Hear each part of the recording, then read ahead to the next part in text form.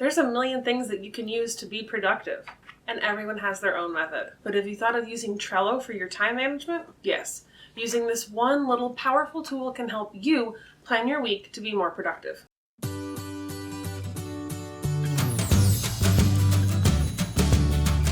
Hey there, I'm Danielle, web and graphic designer, bringing you tech tips and tutorials to help you stand out from the crowd.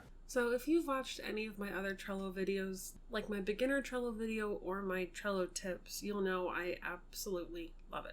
It's my favorite tool and probably my right arm when it comes to things. I also use Trello to store all of my tasks for the month, and then I break it down from there to plan my week out. So the first thing I'm going to do is create a new board, and you can title this anything you'd like. It could be to-do, my tasks, master to-do list, whatever name you use to help you remember what its purpose is. Now, the next step is to make your giant to-do list. You're going to make a list titled Brain Dump. You can keep this list and have a permanent digital brain dump list, or when we're all done, you can get rid of it. Right now, I want you to take a few moments to brain dump everything you know that needs to be done onto this one list. Doesn't matter if it's super long and really, really scary, just get it all written down in one place. From the big things to the little things. Go do it. And don't worry, this is not actually my to-do list. It's far longer. I was using a short list just to keep things simple. So the next thing I'm going to do is organize it and add due dates. It's going to get a little bit trickier right here, but don't worry, we're going to see this through. Next, make a new list, and this is where you'll store everything in order of when it's due. You can title this due by month or anything else you'd like, such as master list. Anything to let you know that this is where every single to-do list task should be.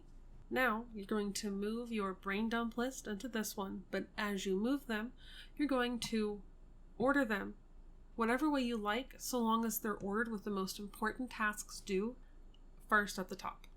Now, if you'd like to add some due dates to the cards so you can visually see your deadlines, go ahead and add those. If not, no worries.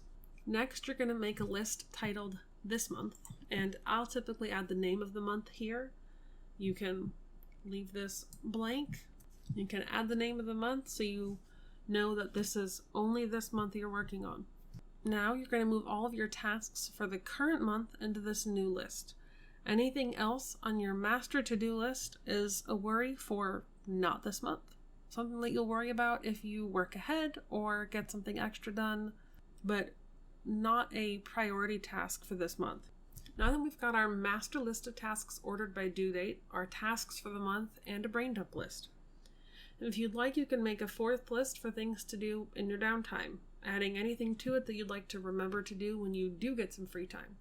Maybe you found a new blog you want to browse. Maybe you found a new resource site that you want to check out for some digital elements. Now, the order of these lists is entirely up to you.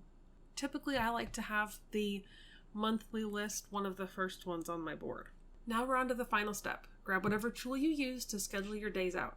This could be your planner, time blocking sheet, a piece of notebook paper, or even another Trello board or list on this board. Make sure to look at what obligations you have, like meetings or appointments and such, and fill in your week with the tasks you'll be working on.